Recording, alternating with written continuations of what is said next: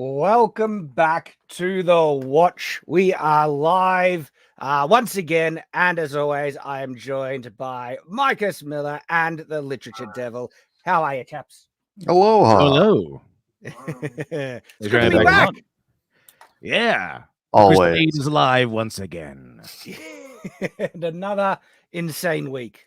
Oh my gosh! Every week. It just doesn't stop. Just doesn't Nope. stop. That's good for us. Yeah, I mean, well, there's plenty to talk about, but as usual, to give some people time to get the alerts and join the chats, join the stream, just going to be some casual kind of chat catch-ups. We like to do a bit of show and tell, see how we've been going the past week. How's your hair there, Mike? Still wet from my shower. Still How long is that, actually? It's not that long right now. Yeah. It's been longer. Yeah, you seem to manage it well. Well, I just put it in a ponytail. Pretty easy. Brush it, tail it, ignore it. Gosh, I have had a bit of a dog of a week. I've been sick, man, and it has been taking ages to kick it. Been working on some other things behind the scenes as well. And I'm not sure if I don't know. Maybe I'll talk about it, maybe I won't. I'll see. Is it All-Star? No. This is more of a personal nature regarding the Shadlands and the property. Because things have been tight, right? Mm-hmm. And that hasn't changed. But because I have made some good investments in my life when I was young, I purchased a house, and it was a cheap house, but it was there, and it was a bit of a fixer-upper, and it was a really good investment. And the thing that goes when you invest and you get property or something like that, I lived in it for ages, is that it increases in value, even if but that's the general trend. And it's because I bought that first house that I was able to get my current house, the one I'm living in, because that builds up equity, which you can then borrow against, use as security. And then that enabled me to get the as long as there's not some huge financial crash. I feel sorry, man. I don't know if I could have. No, I bought this house at remember the peak of the 2005 market, and then like 2006, everything. I bought it right there. I was underwater for like 6 years. Man, that sucks. yeah. And but all right, so then I got the second house. And it's all from making good decisions early on in life, right? And so it's because I had the second house that when the Shadlands came up, which was ridiculously underpriced anyway, and the people selling it figured that out after I signed them into the contract. They're trying to back out, but it's because I had those two other properties, right, that enabled me to get the Shadlands. And so now I have 3 good assets that I was able to wrangle, and some very fortuitous, lucky things happened for me to get that. And so now I'm seeing if I can wrangle those 3 assets to build a house on the property. And so it's not because things on YouTube aren't better or look, the support has stabilized things, and I mentioned that on Shadiversity and stuff. And so that's been really good. And so things are stable, and because I have those other things, I'm trying to see if I can build a house on the property. And hey, the stuff. Wait, a house? Don't you mean a castle? Castle's too grand a vision for me at the moment. But I've been dealing with that and matriculations. A house. I know, and I want to do it to live on that. Yeah, I want to do it to live on the property because basically my 2 first houses, now their combined value, I want to essentially sell after I go through the process, right, and use that money to build the house. And so this new house will be, paid for by my previous 2 houses, and that's how I'm going to try and wrangle it. And it's all part of having good investments and good stuff, because I don't have the money to just I'll build a house, but it's because of those right decisions that I made previously that it's still a process, man. I friggin' hate bureaucracy. There's so many. I'm sure people find this really interesting, but anyway, that's what I've been doing. But quickly, some show and tell, and then we'll dive into the topics. Mike, you have something to share, don't you? Yeah, I too was sick last week. Oddly. Oh, yeah. Yeah. I mean, I just started. I started this project a long time ago. Let me grab it. It's right here. You got it. Yeah, it's Afar, and I've been just wrestling with how to deal with it. I did the whole book. It's 180 pages. It's basically the Bible, but like in a cartoon version. Not the Bible, but the Gospels, like the Synoptic Gospels. It's there's no words. It's all just the story told through comic strip. If you go click the webtoon, if you read more, and then click read more.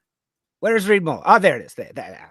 And then the webtoon, the little green webtoons link. Webtoons. Yeah. So I have a little portion of it up on webtoons I've been putting up. But yeah, it's the idea is that anyone on Earth, literate or illiterate, any age, can get the whole idea of the gospel, including the crucifixion, which I didn't depict like all bloody and crazy, but right. I mean, I saw you working on this where you're posting stuff on Twitter, and I flipping love it. I think this is a great idea. And you're also showcasing your ability to do visual storytelling. That's one of your talents right here.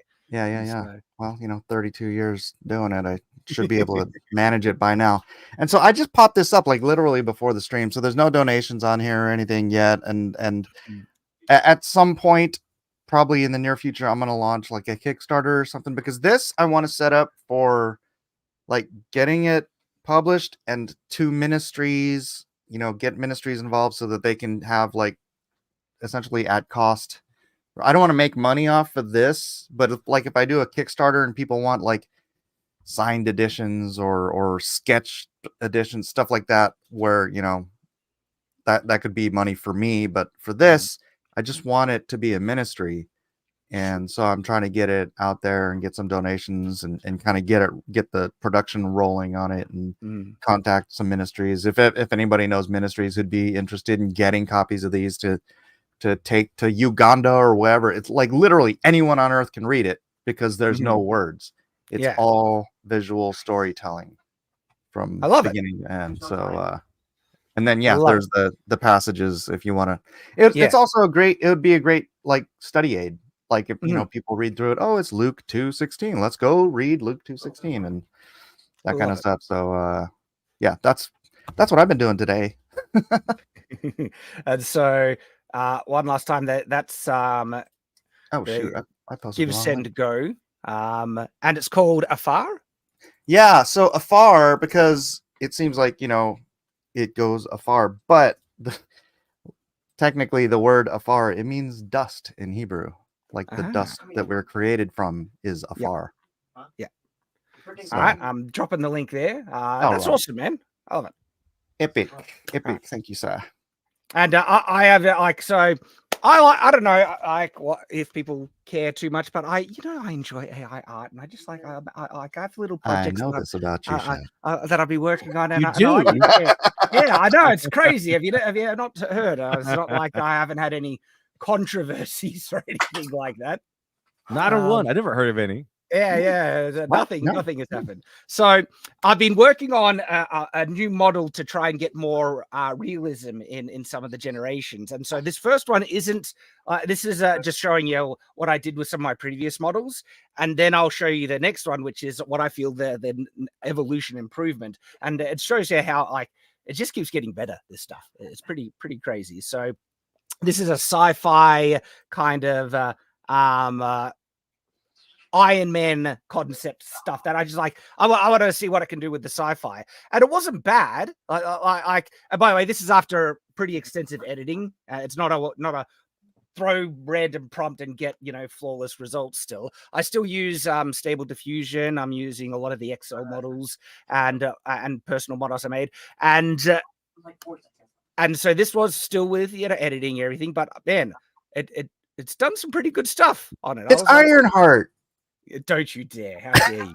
Shame on you.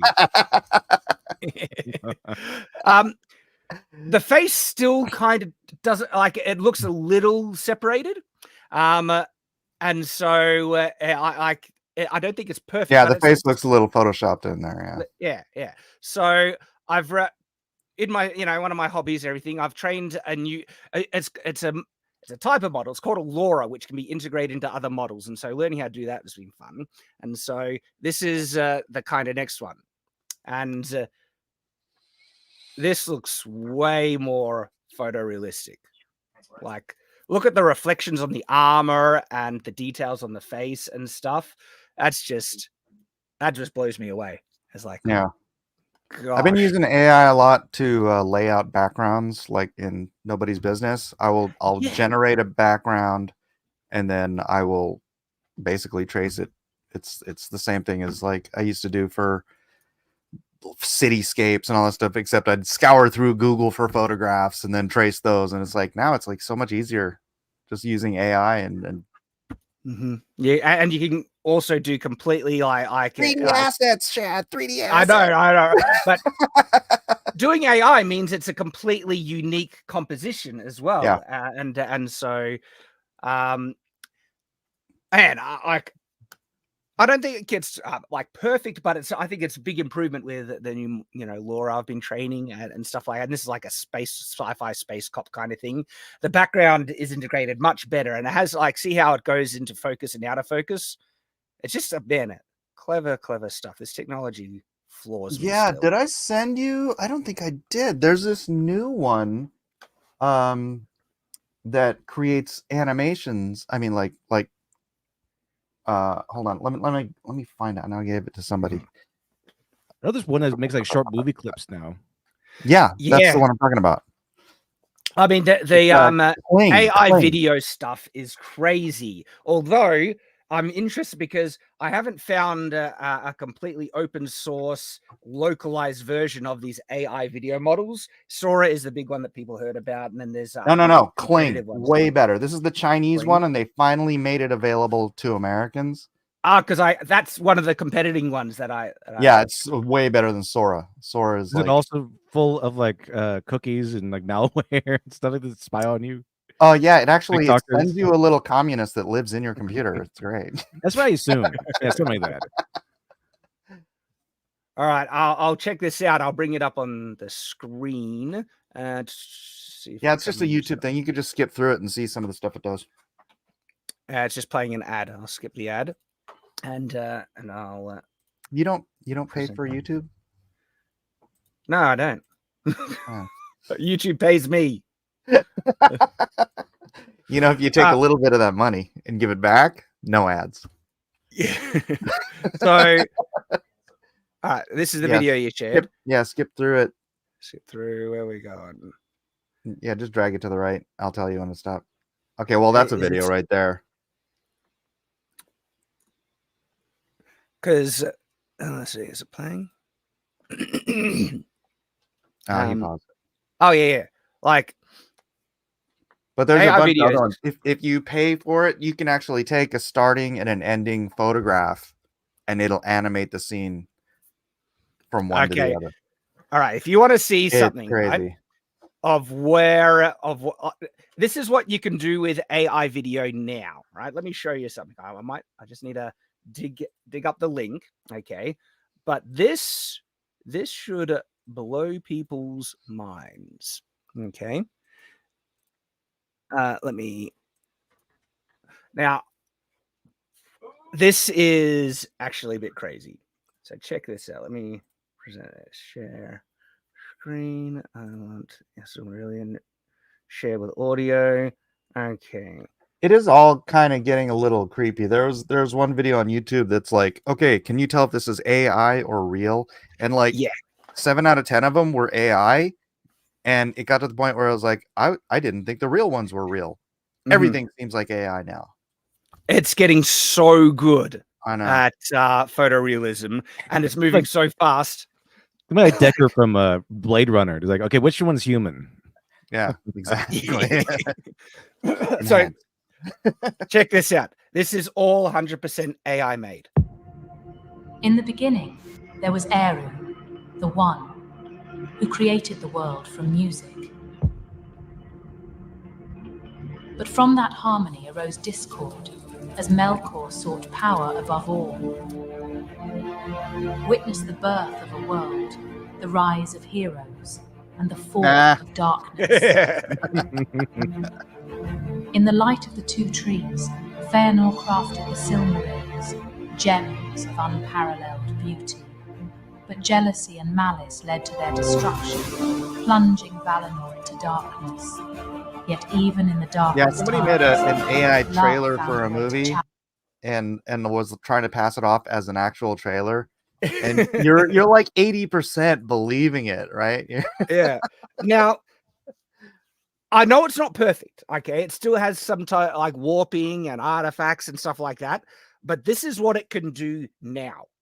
Also, bear in mind, people should not assume that you can just type in a prompt and get this. I can tell this probably took days Give and me days. Lord of the Rings trailer. I know it still looks amazing, but what they would have had to have done, every single scene would be a single kind of video clip that they would have had to prompt and perfect and tweak and stuff, match it to the audio, do the audio speed, and so this is actually a culmination of a lot of work. Yeah, that might have taken a whole week. Right, but the thing is, though, that is still it's interesting. It's not like a complete. It does all the work for you. It requires a lot of ability and talent to get to this stuff, but it's still crazy that one guy probably made this, or a couple even, right? Over. Yeah, I was having an argument with this dude on a Spaces, and he was talking about how, you're gonna in 5 years or less, you're gonna be able to just prompt a movie, and it's gonna be better than any movie that any human could make. I'm like, dude, you're high. I'm like, it doesn't matter how good AI gets unless AI becomes sentient and emotional. Bro, AI is never gonna come up with Fight Club. No. You know what I mean? Its ability to understand quality. Like we've been trying to get it to understand, this is what a real image looks like, right? But abstract concepts, I'm not sure it's ever going to be able to fully understand it. And when it becomes sentient, Shad, then it's going to produce the best movie the world has ever known right before it wipes out humanity. Have you ever seen that episode of Star Trek Next Generation where like they try to do Sherlock Holmes, like it's like Data is Sherlock Holmes and Geordi is Watson, and then Data knows all the stuff, he knows all the stories. It's like, how about we generate a new adventure in the Holmesian style for Data to go through, and all it did was like mix up a bunch of like other adventures into one. So it's like the Redhead League and this and that and stuff like that. It's like, wait a minute. Jordy's like, wait a minute. Yeah, like it is always going to require human curation and guidance to get the best results, even as it improves. And because people are the main ones to be able to judge, I like that, I dislike that. And AI can't really, it's just going to mash things together, and you're going to have, all right, take this part, take this. And so what'll probably happen, even if the technology advances to where people think it does all the work, individuals are going to become their own directors and say, I love that scene, I like that. And the best directors will be making the best AI movies, essentially. Yeah. And so what AI can do is going to be able to do by itself is create a bunch of Michael Bay movies. Probably that have no heart, character, or emotion. Yeah, Rings of Power. It might be able to make something of Rings of Power level. Right? So it'll make lots of money for studios that don't want to hire anybody, but the real good stuff is still going to be, I mean, well, look at this, right? Compare this to Rings of Power, right? This looks orders of magnitude better than Rings of Power. It's a lore accurate Silmarillion teaser trailer, right? Challenge the darkness. From creation to rebellion, from sorrow to redemption, the tale of Middle-earth unfolds.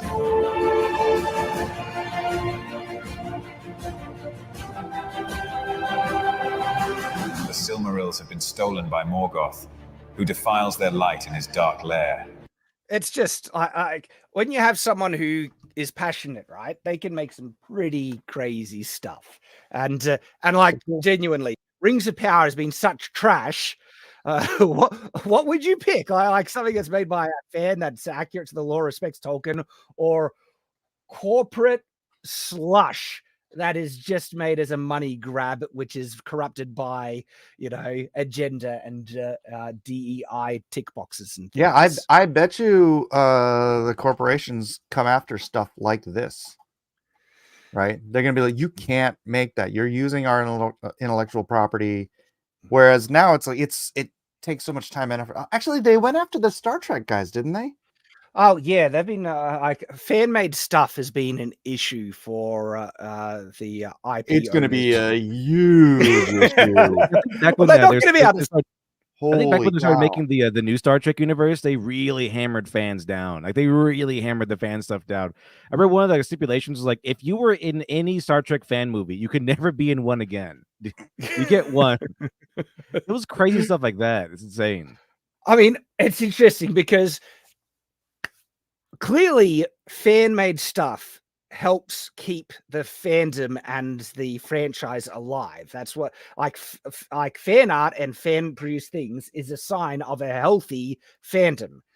The thing is, though, the issue that Paramount started to have is that the fans started to make better stuff than what they were making. Yeah. What Because is the what is fans that fan-made? care. Yeah, what is Right. that fan-made film like? Is it called Axanar or something? Have you guys seen that? Oh, I forget The Star Trek exact one? name. Yeah, the Star Trek Yeah, fan-made. that's actually pretty good. I saw that a long time, like years ago. This is new. I really wonder if the fans could use AI to create a Henry Cavill that actually has charisma. Oh, come on. He has charisma. How dare you, Mike? I love Henry. He's a very handsome block of wood. Yeah, Axanar came out like 9 years ago. So I think I saw this one years ago. That sounded familiar. Yeah. It was Axanar, good. really good. And so when the fans start to make stuff that's better than the IP owners, then they feel that's a threat that they're not going to buy or, watch the stuff they're making because the fans are making better stuff. And that's when they start cracking down.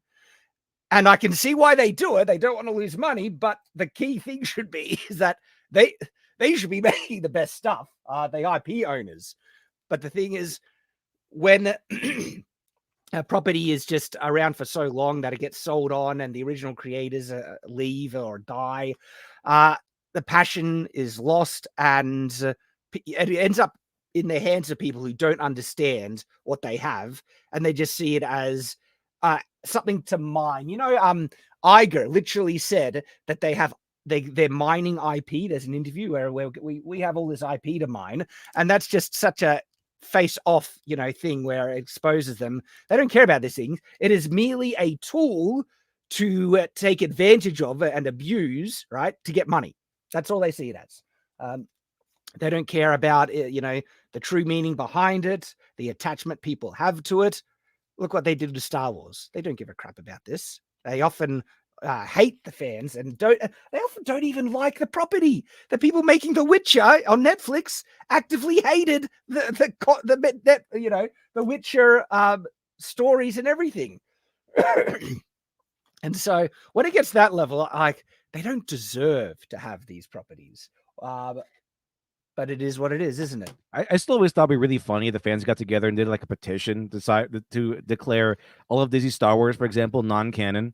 Like, it wouldn't do anything, but it'd be really funny, and everyone would get upset about it. Oh, these bigots, and all the outlets would write article after article after article. It would like be almost like another Gamergate, especially if it's like thousands of people started signing it, like 10,000 people signed it, and to declare it non-canon. I was like, racist, sexist. It'd be like the thing would explode like a powder keg. I think it'd be pretty funny. Like, it's crazy. There's multiple quotes. Nerdrotic put together a series of quotes of all these people working on the shows who were told not to read the source material. I remember that one, yeah. That it is absolutely crazy the amount of just disdain they have for these things. And this is where I think they specifically sought out actors and directors and stuff like that who have never read the comics. Yeah, I mean, that tells you everything you should know about what they really think about this stuff, right? About canon, about the legacy, about what they love for, the fans who love on it. It's really just deplorable. This is where I get to like a view I have where I think copyright protection lasts way too long. I think Star Wars should be in public domain by now myself. Like, I always think, like, how long do you think it would copyright protection be logical or viable? 20 or 40 years? 40 years? Like, no, because George Lucas is still alive. Yeah, I would not take away copyright protection from someone who's. So what about within the lifetime of the creator? plus what, 20 years? I might give it 40. Proper 40? generation. Because, man, like there are some franchises that, Right, because you give it to your kid. And if your kid can't make, your grandkids don't know you anyway, so whatever. well, like with Tolkien is an interesting example because his son, I think, was very protective of the IP, but now the Tolkien estate, Yeah, that guy they didn't don't like give a comic books either. the Tolkien estate doesn't understand. They don't even give a crap. Some of the stuff that they're saying, asking Amazon to do, it's just been dog crap. Hey, Super Chair Destroyer gifted 5 Night SWAT memberships. Thank you, Very man. nice. You're a legend. Appreciate you. Yeah, look at this. OCB White. I sense a disturbance of a million beloved franchises cried out in terror and was suddenly censored. And yeah, that's what I think. Like definitely the lifetime of the creator makes sense because I mean, I am an IP creator. I have, Chronicles of Everfall as well as many other concept worlds that I have already done a lot of world building for. And I would want to be able to own that and control that for the length of my life. But after I pass away, you'd want to hand it to your kids. I'm not sure I would. You don't like your kids, Chad? I love my kids, but I'm not sure my kids necessarily. There's no guarantee they'll love what my books or my writing or care about it as much as I do or care about it more than the fans. And so I'm half wondering if I might actually let my IPs go into public domain after I pass. I think we're able to will that. I think I once read Jackie Chan send all of his money to the Chinese opera instead of his kids. I think you should be able to will. Like if you have a kid and it's like John Romita, giving stuff over to John Romita Jr. It's like he followed in his footsteps. He's doing the same stuff. He'd respect. But if it's like you look at your kids and you're like, how did I raise 2 liberal jerks? And then you're like, I'm going to write this into the public domain as soon as I die. Actually, you can do that, right? You can. I could just legally release it. I could release it into public domain.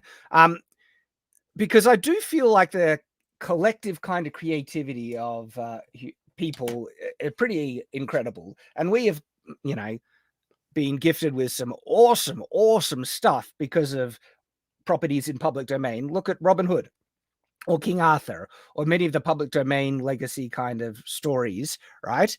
Robin Hood, Prince of Thieves. It's like one of my favorite films of all time. Love that film. There's bad versions, but there's good versions, and it's available for anyone to put their own kind of spin on it, and the best stuff rises to the surface. What are you laughing at there, Mike? Bro, you can't put an American as Robin Hood. I love Kevin Costner. But you can't. And you can't have Christian Slater running around. All right. Here's the thing. I have no problem with a country putting in the main character or casting the main character from their primary ethnicity of their country. If Japan made a Robin Hood property, I have no issue with Robin Hood being Japanese. And Prince of Thieves is made in the US. No problem with them casting you're Australian. You're Australian. You don't have any appreciation for either of the accents. So. No, this is me actually appreciating the cultures that are making the actual films. I get annoyed when people get really bent out of shape saying there has to be all the type of people wonder why are so many they're English leading actors in Hollywood white? Maybe because the country demographics. Maybe that might have something to do with it. They didn't even try to do the accent. Maybe it would have been worse. Maybe it would have been worse. Redneck Robin Hood. That'd be pretty good. Redneck Robin Hood. They should have hired Kevin Kline because he would have done the English accent, and he would have been a great Robin Hood. Sylvester Stallone. Yeah. We get Sylvester Stallone to do a fake English accent. I think it'd be perfect. I mean, this whole right.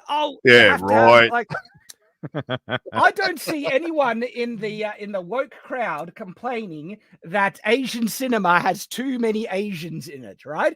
Because it's not a problem. It's like these are films being made in a country that has a pretty predominant demographic. And so, of course, the main actors and the most representation is going to be Asian. And why do they suddenly feel like it's so different if it's in the No, West. but if right? you had a Vietnamese guy playing the Emperor of Japan with a Vietnamese accent, you'd be like,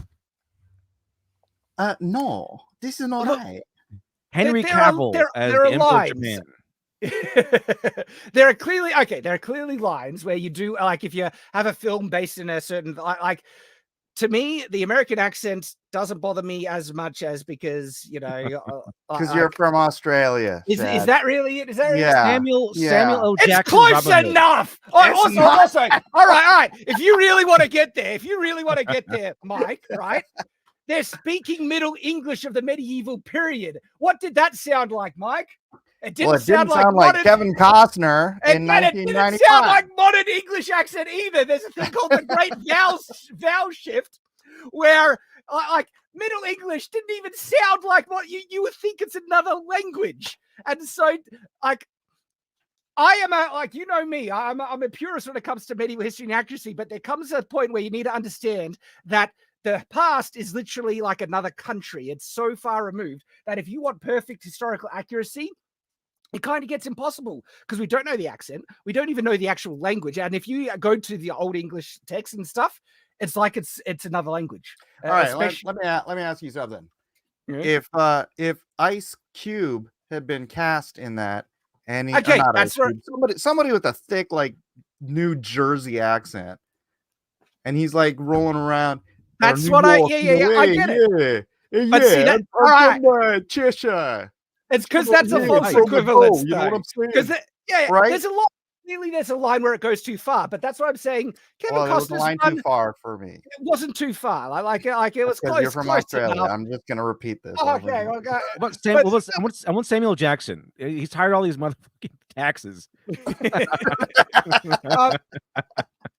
I still love the film. It didn't, like, the accent thing was, you know, it's not an issue for me. But again, if it was like, The best person in that movie was Alan Rickman, because he was I loved Alan Rickman. proper Yeah, British. I'm not saying perhaps it couldn't have been improved with a different accent, but I still enjoy it, like, with a more accurate accent. And I will say, like, obviously there are accents that would be too far. Oh my gosh, dude, we could have AI go in and give Christian Slater and You mean Kevin Costner? Kevin Costner. Christian Slater's in there. He plays his little sidekick. I forget. Yeah. Is he? I can't remember his name. Not Little John. Scott. Yeah.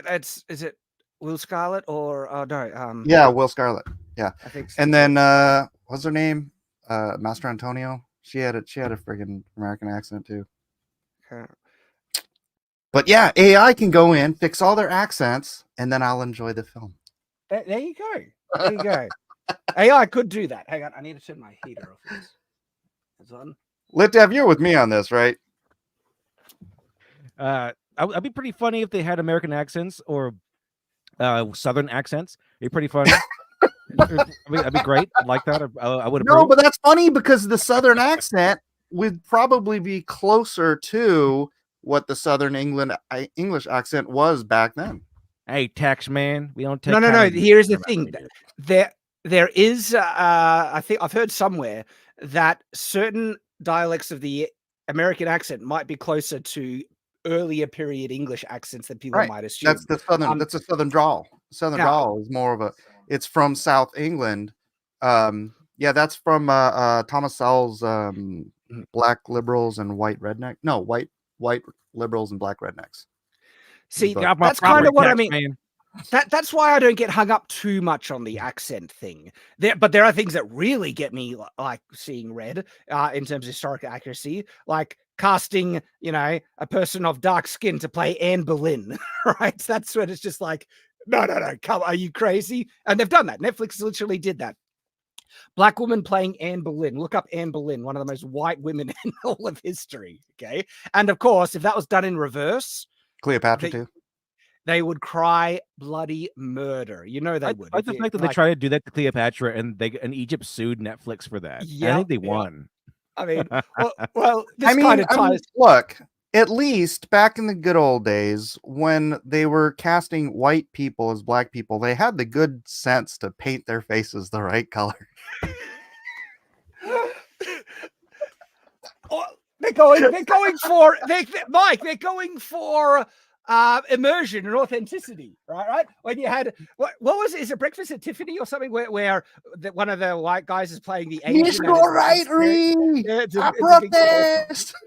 Andy, was that Andy? Oh, what was I his can't name? remember who did it. But no, there are actually even modern Mickey movies Rooney, of Mickey like Rooney. no, there's more modern movies that even do that with whiteface. So if you look up Cloud Atlas, right?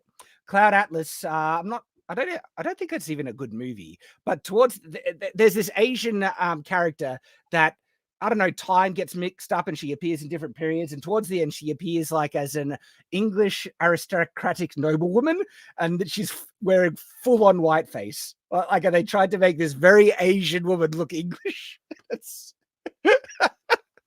Hey, you remember that was funny. Tea House of the something Orange Moon or something like that? Marlon Brando played a Japanese guy. Tea House of the August Moon. Yeah. Okay. And this is the thing, right? In the period when they they wanted to cast a bigger name actor, and it's from a country that's majority white and everything like that. Of course, they'll cast like a more well-known actor and then dress them up as the other culture, that is like the same as if Japan did it, or China, like that they're majority Japanese or Asian representation in the acting, and they cast the people that are more well-known there. I don't see any issue really, but people are so ready to be offended, and in the modern day. And look, I'm even saying it with context that I know that there's clearly a line, like Anne Boleyn is a perfect example as well. How did we get here? This has been a fun train of thought. This is all related because let's continue the train. This is related to the Ubisoft stuff and Assassin's Creed, because you were saying like the oh no, yeah, because the Egyptian government got really bent out of shape with the Cleopatra stuff, or the Japanese people are getting really bent out of shape with the Yasuke Black Samurai, Assassin's Creed game and everything. I think the politics are actually demanding apologies. Yes, the Ubisoft. They're politicians. This is something that I really respect about Japan. Okay, they protect their culture. They demand, and if it's not respected, they put their foot down. And I'm like, hell yes. Because we don't see that with medieval history and a lot of the history of the West and stuff, where again, Anne Boleyn, and you see the bastardizations that they do with our own history, rewarping it because they want it to reflect the modern day instead of the actual historical period. And even just down the costumes and accuracy for the outfits is just a complete dog's breakfast in most depictions of medieval history. And it was what's funny, right? Japan has this kind of respect that's built into their culture. One, to depict their own history, but Japan usually shows more respect to European history and how it's depicted. They try and do that more accurately than depictions that are made in the West of our own history. And they love European history. They love it. And I really appreciate them for it, because check out some of the really authentic, respectful ways they depict, even in fantasy, like the medieval period, even when they adapted to fantasy. Look at the armor in like Dark Souls or Dragon's Dogma. Okay. They actually have gone out of their way to be pretty, authentic to the real stuff. Yeah. Thank you. Vinland Saga, yeah. I don't even know how to pronounce your first name, Gnome, but Vinland Saga is a great example.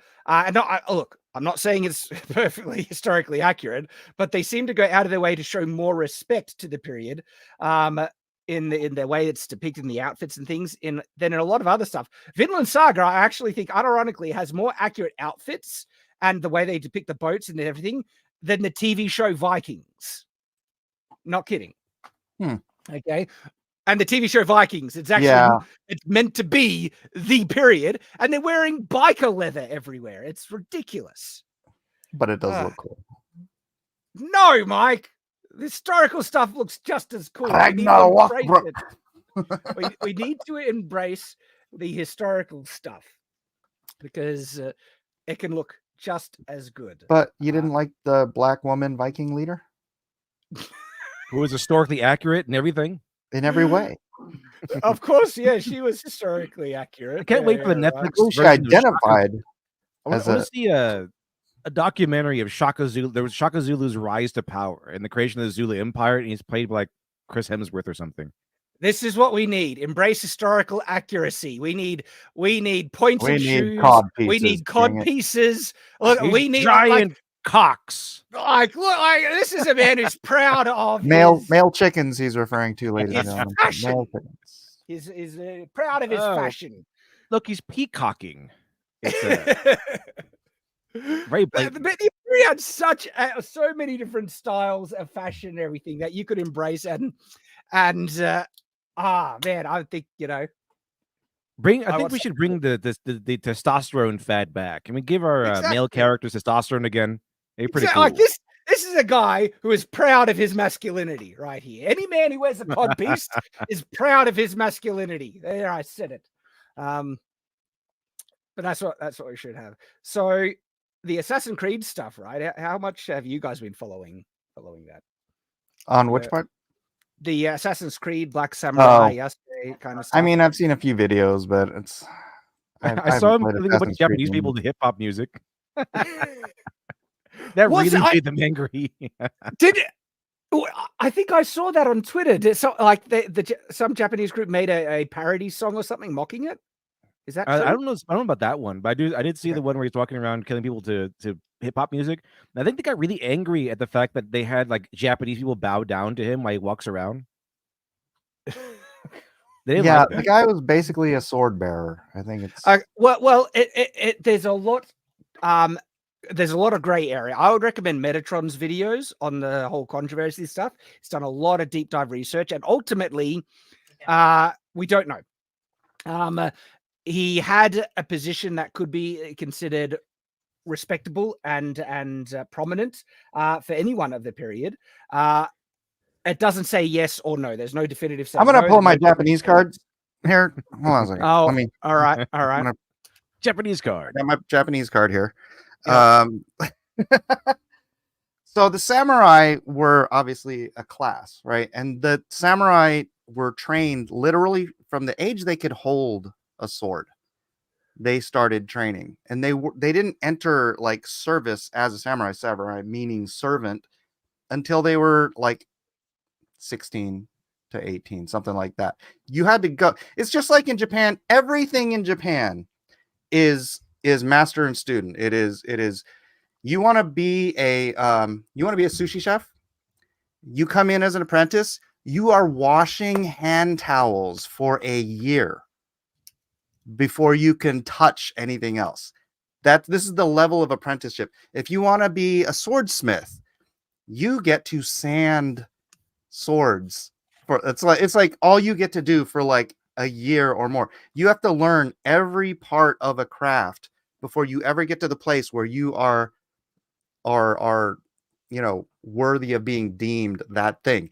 You can't just up jump slave to samurai status of like in the reality context of it, right? You can do it like you could slap a label on anything, right? I could go take a Maserati label and stick it on my Mazda and call it a Maserati. It doesn't make it a Maserati, but All right, I got an answer for because I have thoughts on what the stuff you're talking about. I just mentioned this super chat. Xavier Hart for $5 says, "G'day guys, have you seen the cartoon called The Big Nights? It is a very good show, and all the episodes are on YouTube. Deus Vault. I might have to give it a look. I have not heard Not of yet. it. Also carpentry. If you want to be a carpenter, you have to spend the first year sharpening the blades. Senior Don Justica for $1.99 says, Shadiversity Codpiece merch when? Don't know, but that might be something I will look into. Don't tempt me. Okay. So what I have learned from looking into history is that we should always be cautious of applying universal absolutes. I found that in so many instances, there are many exceptions. Especially, there's so many assumptions of the medieval period that people apply too broadly, like they only ever drank ale and never drank water, right? And there were conditions or situations in which it was healthier and safer to drink ale when the water was dirty, such as in cities and things. And it might have been a more common practice that still wasn't applied universally. but more commonly done in like a certain location, a certain period, and a certain time, and applying it broadly over a massive period of time on every culture in there, just is not accurate. Now, with Japan, there are certain things, assumptions or things that I've heard people say that honestly I think are just, you should, like, for instance, people say samurai only ever wore the katana facing edge down. It was only the tachi ever faced edge up. And I was like, you really think no samurai ever, not a single one decided, I'm just going to wear it the other way because I like it that way, right? I know there are cultural practices that are great a lot, but that's, I feel, a reflection more on modern day Japanese culture versus historical Japanese culture, where things were different. There are certain, don't get me wrong, there are things that follow through and carry on. But like, for instance, the reference that a lot of Japanese people put to the katana now, right? If you look into history, there are many cases where the samurai were treating it, it's a weapon and a tool. It got bent, they bent it back. You know, and they, like, a certain level of just practicality always exists with people. Tradition and culture can affect that, but people are people, and they usually gravitate to things that are the most practical and the most easy, and then traditional things can get in the way. But that's a general trend I've found when looking at history, is that people of the past are not dumb. They're often smarter than us, and they often will just figure out whatever works. Now, as to how much training is demanded for a samurai to be done in their upbringing, I think it's very clear, like with a lot of historical records, a lot was expected, a lot of training was required. I'm just hesitant to make that a complete absolute with that there would be no exception. His daimyo had the right to name anyone a samurai, but Exactly. it's like having an honorary degree from a college. Kind of. That might be a degree. They just gave you a degree because they liked you. Mm-hmm. That's basically, he was his pet Negro. So it's like, it seems like he was kept around for a number of reasons, and as to, there's so little like information on him, though, that the people who are drawing vast conclusions, like saying he was absolutely a samurai based on these, you know, he had an honorary position, like that's all extrapolation with no evidence. And that's why I think there's so much backlash, especially from Japan, saying there's no clear definitive evidence saying he was a samurai. Stop saying, anyone saying he's a samurai, flatten, there's evidence for it. That's just complete bullcrap. And that's where a lot of the backlash is happening. And I think that's where a lot of the resistance is happening and from people in Japan. And it's one of those things where people are going to be drawing their own conclusions, but it really seems like what Ubisoft has been doing to push that, oh, we're so historically accurate, Yasuke is a samurai, that seems really disingenuous. And yeah, so says everyone in Japan. So says right. And also the fact that, you know, this is the first Japanese-based Ubisoft game, and they don't make the main character Japanese like they've been doing with Assassin's Creed all along. Like, well, I thought the left would find that cultural appropriation. Didn't they criticize everyone for having a white savior character in a Japanese or in any type of foreign-based thing? Like, oh, you know, they usually do. But now that it's a black guy, why appropriate? Only the white man is evil. Yeah, you see the hypocrisy, right? But and that's you bring that point up, though. There's something else I want to point out in the game, because the game actually has two protagonists. One of them actually is Japanese, and you can switch between them. But here's the bigger point, though. In fact, I've been playing Assassin's Creed for a very long time. It's one of my favorite franchises I like to play until after, like, I think until 4 came along. I actually didn't like Black Flag. I didn't like it very much. Really? It didn't really feel Assassin's Creed to me. It felt like a pirate game. And I purchased Assassin's Creed. It's kind of like I purchased a hot dog. I don't really want a hamburger right now. But I kind of stopped. I fell off there. I bought the other game besides that, which is set in France. I didn't really play that. I was like, okay, well, I guess I'm done for now. And then they came out with the RPG stuff. That's total wash. No. But the thing is, every single main character in Assassin's Creed so far has been either male, or there has been like you can get like a male or female versions of them. Mm-hmm. This game is the first Assassin's Creed game that I know that's kind of the big one. I know there's like there's one where you're in China that was for mobile, and there was one where I think where you're this black lady who was like a servant, I think, and she could switch between being assassin and being like a elite servant that can go anywhere. But this is a big major game, a big major installation of the Assassin's Creed franchise. And it's the first one, as far as I know, a major installment that has a actual like dedicated female protagonist that you can play. And then finally they give us a female protagonist in a major installment in the Assassin's Creed franchise, and she has to share the spotlight with Yasuke. Why is no one talking about that on the left? Like the first female character as an assassin, she has to share it with a man. Makes you have that question mark, and it shows the hypocrisy, right? Zach Muffin for $5 says, Shad, my brother in Weebury. Favorite unknown female anime character. Mine's Ferris Eris of the Legend of the Legendary Heroes, top tier character. Mine might be Deedlit from Record of Lodoss Wars. Where's my Record of Lodoss Wars thing? Because Record of Lodoss Wars is just a brilliant, brilliant anime that too few people don't know about. They're sleeping on it way too much.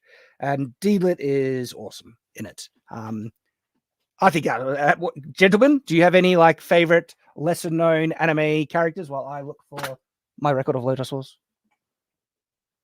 Oh, you mean favorite anime characters? I don't know. I found lesser known, really cool, yeah. Lesser known. This really cool lesser known anime character I like is called Rurouni Kenshin. But one thing I had one fad of anime or manga specifically that I am obsessed with, and people who watch me in the mornings know this. I'm obsessed with villainous anime or villainous manga, where it's like she gets reborn as a villainess, and I'd like the idea that, oh, I'm a good guy, I want to be a good guy, and so like you're supposed to be a bad guy, but the person who's been reincarnated as a villainess is a good guy. And it's a lot of interesting variations on that idea. Been really enjoying that one. But I have seen Record of Lodoss Wars, the first few episodes. It is pretty good. Oh man, Record of Lodoss Wars. Get this into your DVD sets. It's basically the D&D anime, one of the first D&D animes done, and it's probably one of the best still. It's kind of what I like about it. Yeah, it's like it proves that it is possible to take your D&D campaign, make it into a show. Same thing as Goblin Slayer. Oh, I need to finish off Goblin Slayer because I know there's more seasons now that I need to catch up on.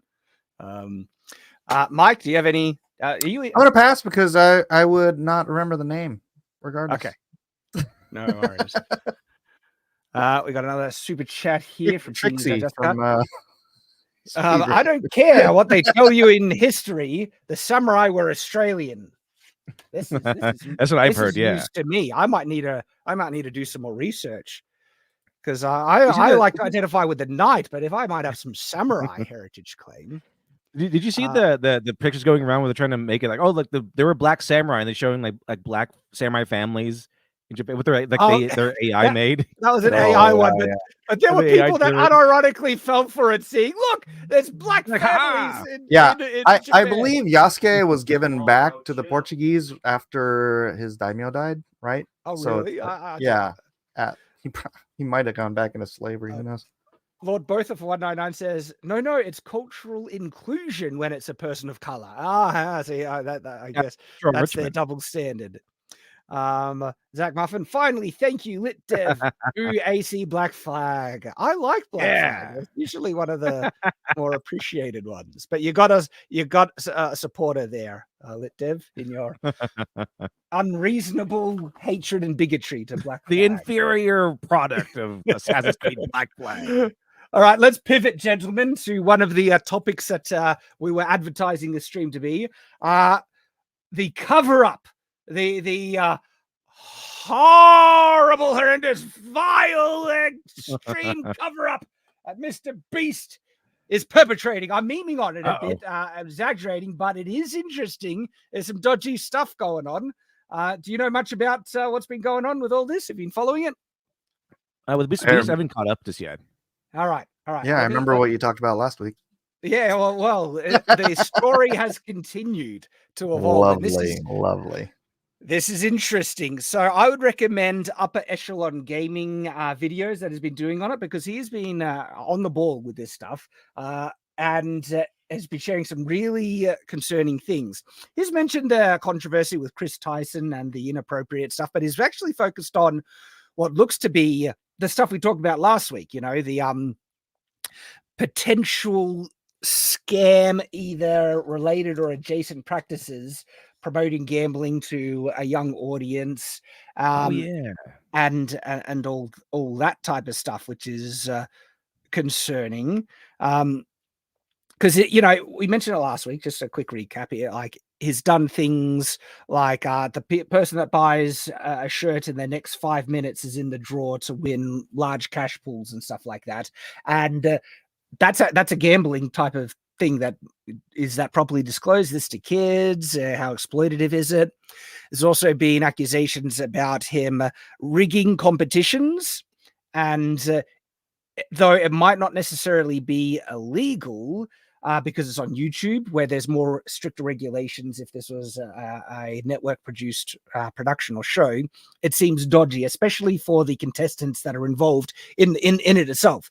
They've come in thinking that it's a fair contest to win a certain amount of money, and Mr. Beast comes in and literally, like, this is documented and proved, rigged it for certain sides to lose, paying off people to leave the competition and other things. Then there are big accusations about the game show that has been making in conjunction with Amazon, I believe it is, that the very big health and safety or OSHA violations or errors being made, people not being given enough water or food, injuries happen in the process. It's just like, it's been a pretty big crap show, right? With all this I heard stuff. there's like it's a nightmare show from the behind the scenes for his Amazon show. Like it was a complete nightmare. Yep. Rolando A. Ramirez, $5 says, you know who's the actual Black Samurai? Afro Samurai. Check it out. Love the series and movie. Afro Samurai is awesome. I know. I've heard of it. I haven't watched it, but I have certainly heard of it. Really good. It's a really good. It's fantastic because it's not just like, oh, cool things happen. It's a really good look into the idea of revenge and the payment of revenge or the cost of revenge, I should say, and how it really weighs on your soul. Yeah, the main guy is we're kind of with him. You feel his anger, his revenge, his pain, but the things he goes through and the things that he has to sacrifice to get their revenge is like, man, it's just the revenge. Sometimes the price of revenge is too damn high. And then the next one comes in, and man, it really sells you that, yeah, he got his revenge, but at what cost, man? It's just, he's just destroyed as a person. It's good. I recommend it. Man, we're getting a lot of recommendations. All right, I'm putting it on my list. When I have the time, I'm going to check it out. I've been watching random anime lately. We will get back to the Mr. Beast stuff, but sometimes that's kind of thing with anime. It's like you ask for recommendations, and like 4,000 people have. I don't know. Me, there's so much of it now. I'm just kind of doing lucky dip, whereas like there's like even like all these streaming shows actually started to get more and more of this stuff, and I'm flicking through, and I'm just like, all right, I'll give that a go. Watch an episode, doesn't catch me, moving on. Watch an episode, doesn't catch me, moving on. And the one that I tried that I was not expecting for me to like, that now I'm kind of, all right, I need to watch the whole thing because this is actually. Was it Delicious Dungeon? I've actually watched most of Delicious Dungeon already. That's already done, and that has been good, right? That's good. I love Delicious Dungeon, yeah. Yeah. Spy X Family. Oh yeah, that's also a good one. I read the manga. I didn't actually watch the anime. I read the manga. I tried it out, and it was surprisingly charming and quirky. And that was a psyop. I think that was a psyop done by the Japanese government to get people interested in getting married and having kids. It's genuinely wholesome about that, but it is promoting like family values, and it's just really funny. And so that's the one I need to finish off now. Oh, another one that is weird and quirky that I've also started watching. Go Loser Ranger. Have you heard of that one? I don't think I've heard that one. It's a parody kind of sent up of Power Rangers, made by someone who hates the genre, and the anime is basically one of the lackeys, one of the minions, right? Getting fed up and sick of constantly getting his butt kicked and killed by the Ranger Corps, that he basically sets off on his own to try and kill them all in genuine like fashion. So, have you seen speaking of the Power Ranger spoofs, did you see the Love After World Domination? It's like the head ranger of like the Gelato Rangers falls in love with the Reaper princess from the bad guy group, and they have a secret like love affair while trying to pretend they're still enemies. And neither of them have dated before. So not only are they trying to keep it secret, they're trying to figure out how to date each other because neither of them have ever dated before. Because the main guy is he's just like a bro who just works out all day, so he's never had a girlfriend before. Seniors What's are funny just about Rangers is like $4.99. I grew up. Oh, go ahead. I'll quickly read this out. Literally Devil, any chance I could get a discount on the revenge cost if I purchase from you? There you go. Absolutely. Only half your soul. He says yes. Mike, what you're saying about Just wait till Black Friday, obviously. Yasuke on the Friday. revenge. Yeah. I was saying, it's funny because when I was a kid growing up in Hawaii, I watched Go Ranger, which was the very first iteration of any kind of Rangers. And then, like later when I visited in Japan, I watched Denjiman. There was a whole series of Rangers before they ever made it to America. And then when they made it to America, I saw the commercial. I was so excited. And then it ended. They swapped out all the characters for Americans, and I was like, "What are you doing? You were robbed. It's terrible." Cultural appropriation, Mike. Where's the Japanese representation? Who would have thought a predominantly Western country would replace them with Western characters? Sorry. In the very beginning, I don't know if you're aware of this, but in the beginning of Power Rangers, the only thing they replaced was them out of uniform when you could see them. Everything else was the Japanese people inside their costumes. I know, doing all and that's why stuff. when they morph into the Power Rangers, suddenly the background and the location is completely different, and it's got a different environment because it's the Black Ranger gets shorter. And then they just do voiceover. Yeah. I think it worked, man. I was so into Power Rangers. I was just offended as a young man when Power Rangers came to America. I'm like, cultural appropriation. This is not Denjiman. Excuse me. All right, gentlemen. Segueing back. Yeah. Segueing back. The woman was gender swapped anyway.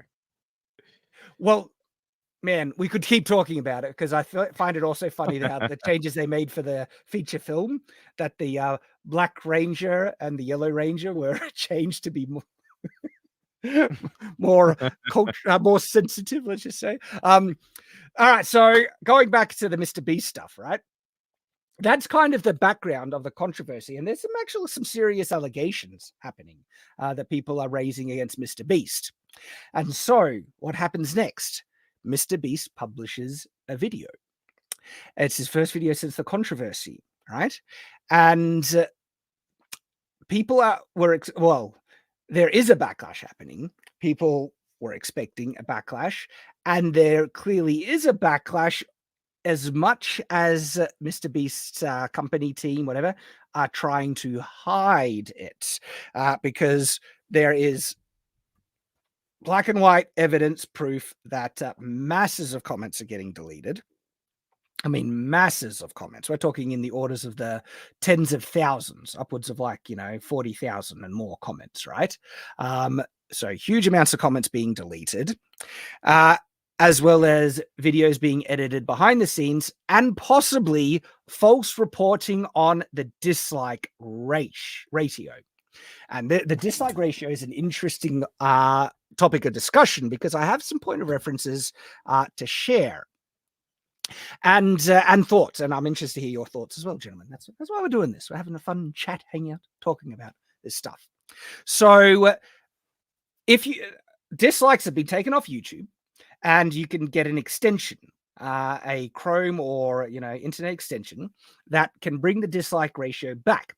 This extension can't get into the perfect analytics of these are the exact amount. It actually works off of an algorithm that kind of gives an estimation, and I forget how it figures out the estimations, and I think it might be versus the upvotes of comments or something like that. The thing is, though, right, because I have YouTube channels, I can compare the dislike ratio, the thing reports, versus my actual dislikes that I can confirm in my analytics in the back end.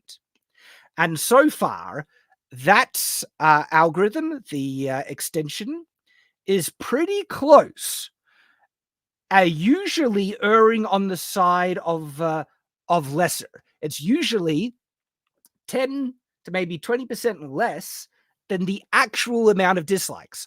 I've never seen an instance of it reporting on the other end too many dislikes than it already is. It's almost, like, it's almost always lower. That's been my experience. It's almost always lower. Not only that, multiple YouTubers, Gary from Nerdrotic and others, have reported the exact same thing. That is how this thing usually operates. I've never come across a direct instance of it reporting more dislikes than the amount of dislikes that are actually on the video. That's the claim that Mr. Beast has said. And so Keemstar did a video saying Mr. Beast's new video has huge amounts of dislikes. And you can go there and actually, if you have the extension, you can see the amount of supposed dislikes. He either contacted, people said to Keemstar, oh, that thing is not always accurate. And so someone reached out, or vice versa. All right, there was a communication between Keemstar and Mr. Beast. And supposedly Mr. Beast shared a screenshot showing the real dislikes. And this is where things get sus. The amount of dislikes that he was showing are actually less than his channel average. So he's in the middle of this big controversy, okay, with thousands of negative comments and critical comments that are being deleted, right?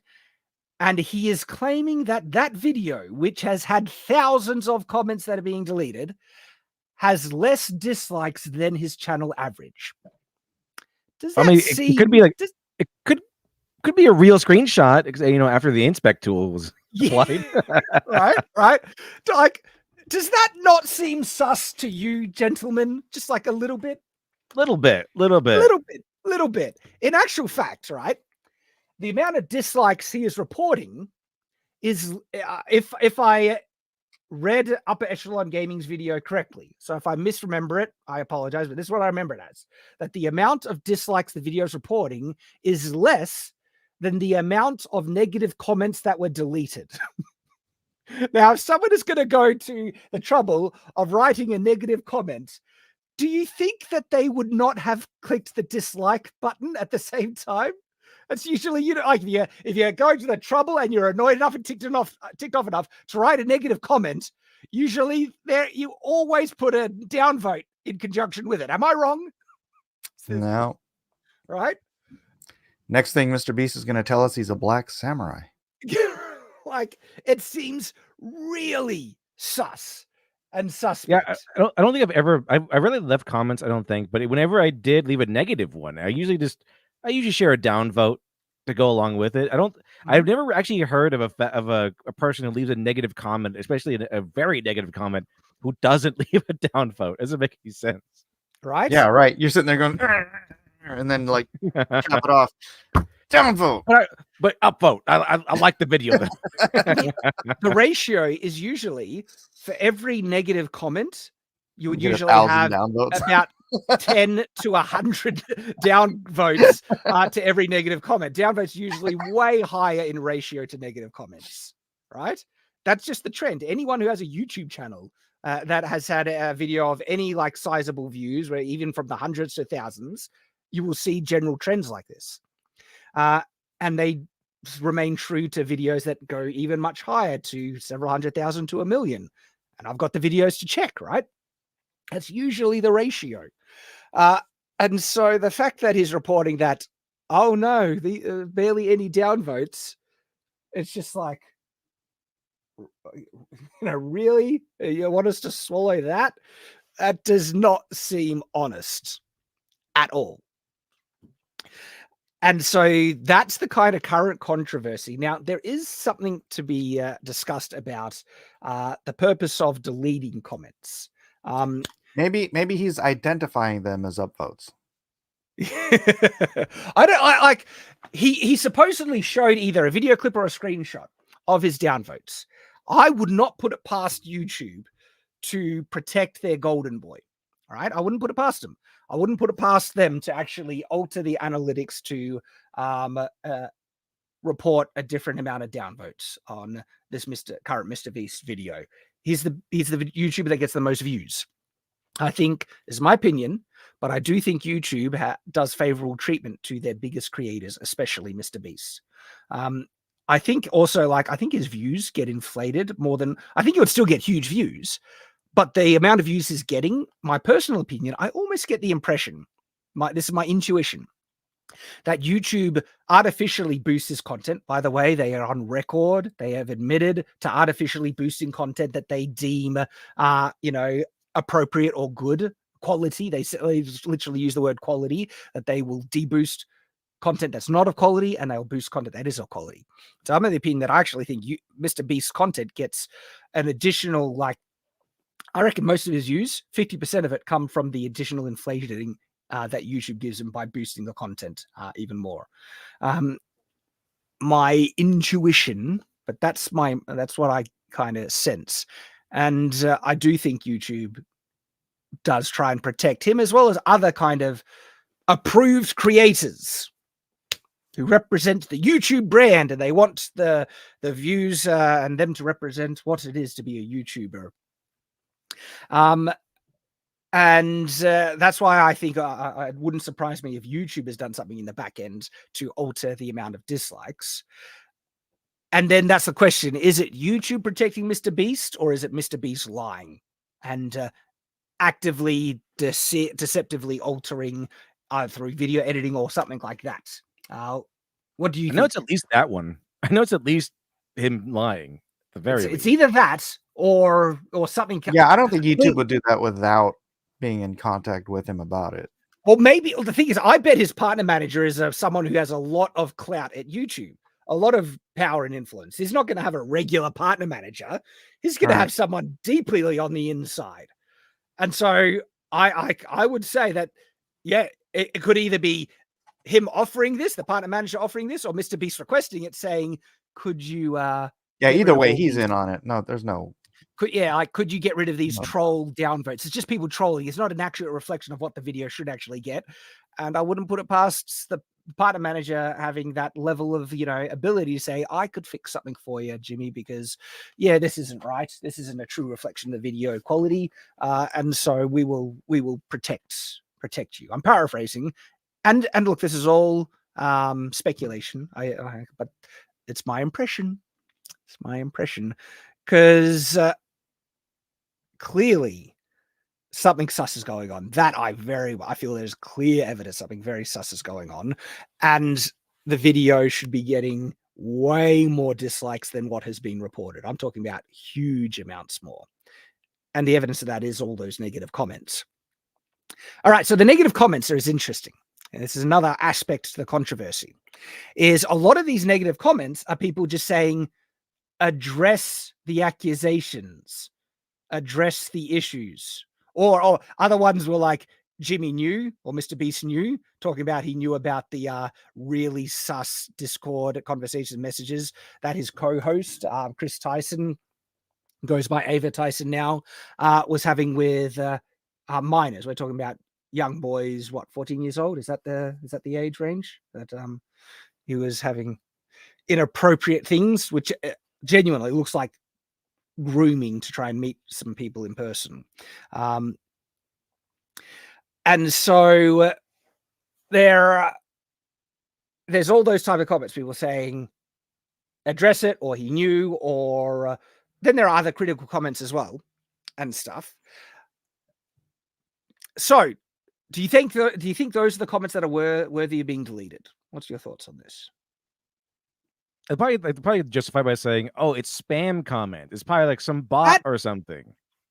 Look, I delete spam comments. I think they're obnoxious, and I'd like because I think I'm actually less critical of him for the content deletion than I am for the cover up for the dislikes.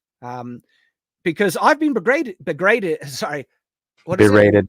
Berated? No, brigaded in the past by trolls. When someone makes a hit piece or something like that, where all their fans kind of get up in arms and they come over to try and just spam and trash your videos, saying sometimes obnoxious, horrible, vile things. Yeah. And so I was just like, you're not welcome. Yeah, you're not welcome on my channel. Piss off. You're deleted and you're blocked. Okay. Yeah. And so I'm actually, I think that's a perfectly appropriate way to respond to something. I think the main issue is not necessarily trying to get rid of the spam comments on his video. It's the fact he's staying silent on all these serious accusations. It's His just radio lawyers stuff. probably told him to. Well, possibly, but I think this is stuff that is serious enough that should be addressed, right? Especially the exploitative way that it's been exposed of him handling certain things to a young audience, like it's essentially gambling comments and stuff, also gambling promotion, and all that. And I think that should be addressed because I've thought a little bit more. Remember how we're talking about last week about, you know, his charity work and generosity side, right? That it's that I was a bit of two minds where I don't think it's good that it's used for his own benefit, but I still am glad that it's, you know, it's still good that something is happening. I think I'm less charitable now. I think there's more evidence of most of his giveaways are all in the service of him gaining more as a result. Right. I'm not like even, you know, the curing blindness, planting trees, Yeah. building houses. It's funny, huh? Because it makes you totally have a mind shift about his character. And it's like, if it's your character that's driving you to do these things, you're not doing these things out of the goodness of your heart. You're doing these things because your character is such that you will deceive people for money. Exactly, right? It casts a big shadow on it all. Yeah. And I am not confident that any of his charitable stuff that he has done, right, lost him money. I get the impression that every single giveaway or thing that is done, he has monetized in such a way that he's made more money than the money he's giving away. Oh, sure. And that makes me question the authenticity of the charity. It's like, if It is a this little is odd that when he built those houses in Africa for people, someone found those houses on sale online. Did they? Soon after. Yeah, I saw that. I'm not sure how real that is, but I saw it was like, that's interesting. They're for sale, huh? That's the other side of it. Like, he has shown that he will kind of manipulate what he shows in his videos, and I don't have evidence to prove this. This is just possible speculation based on tangential things that make me question stuff, that it might be possible that the charity stuff isn't even real, or that is not as authentic as he presents it. That, you know, because there was a case, one of the accusations that someone made against him, that in one of his like game shows or giveaways, right, a person was awarded like a suitcase of money or something like that. And in the video, they're like, oh, yeah, I won. That after the video or the filming is done, the money gets taken away, and they say, no, you will actually be given the, you know, the amount in mail or something later on, and then they don't receive the prize money. Yeah, it's actually that Hollywood money. Yeah, right. Motion picture money. And so that's an accusation. It's not proven, but if stuff like that has happened, that is really dodgy as hell, and it would be evidence to indicate that he is willing to falsify what's in the videos in terms of what he's actually giving away, and that he might not be giving away as much money as he has claimed.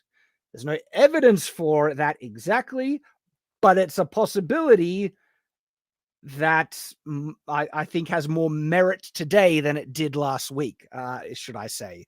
That as I watch this controversy unfold, I am left questioning, and so I am less inclined to praise his charitable side now. Also, he peed in the chocolate in his chocolate bars. I heard that.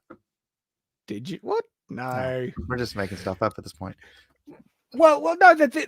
These are things legitimate. No, it's fair speculation. It's fair speculation. Yeah. I'm just saying. It's weird because my mind goes to like, this all started falling apart when Chris decided to come out and be like, hey, I'm going to leave my wife and kids and go pretend I'm a woman. And Mr. Beast, knowing full well that his audience is full of impressionable teenage kids, is like, that's okay. And I'm like, wow.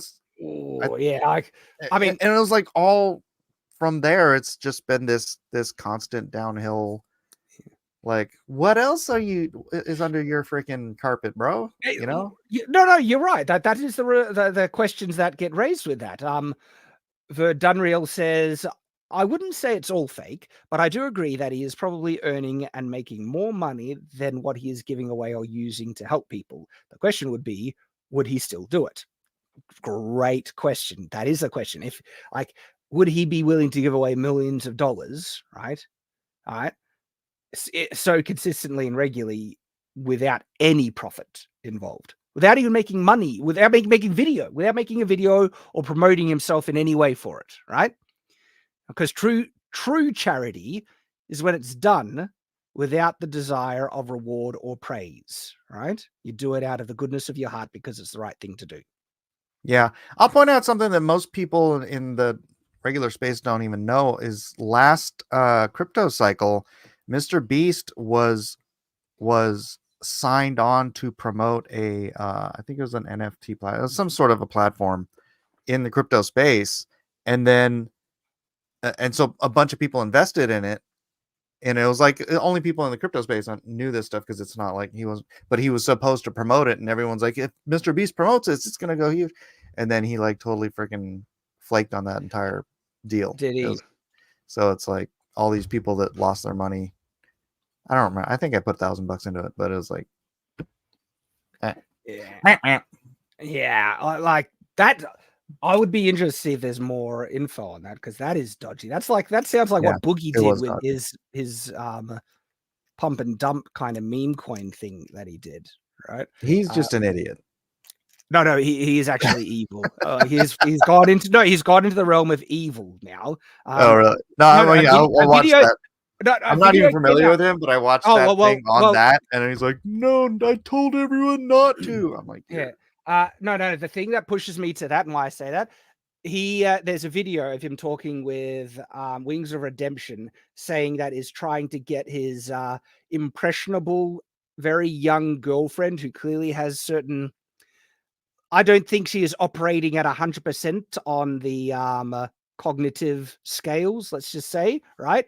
He's trying to get her to do OnlyFans, and that is just full on grooming. And he said it, and he said that with a type of vicious glee and proud, like, I'm gonna work on doing this, and I'm gonna get Desi to do OnlyFans and all, and all. Like, he is a piece of crap.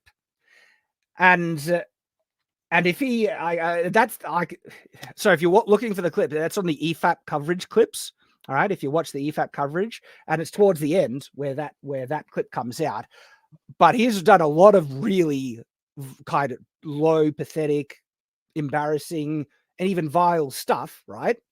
And yeah, lying about cancer is disgusting, and the meme coin stuff, disgusting, everything.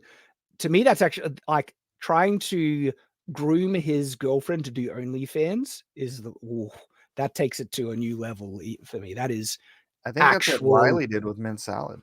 Friggin' nah. That's like, and like lying about cancer is evil, right? And vile enough.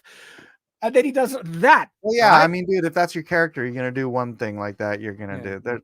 That's your character. Yeah. Right. Right. You don't have a baseline set of morals that is going to tell you, it's like, this kind of scummy stuff is also bad from that kind of scummy stuff. Maybe you should just. Yeah. That's. And again, I think this is an impressionable girl who has become kind of dependent on him, and he is manipulating her constantly. And the fact that he is pushing to do that, you are scum, actual scum. Yeah. So that's where he's gone with that. I forget how we got onto that topic. We were talking about Mr. Beast for a bit there, but I think we covered most of the stuff in regards to Mr. Beast, with the deleting comments and the hiding the dislikes, and there seems to be an actual cover up going on. Yeah, I don't think this is going to destroy him. Sorry, what? I mean, would it matter? I mean, he could he's probably put enough money aside that he could just freaking nope out for the rest of time and shave his mustache and no one would recognize him.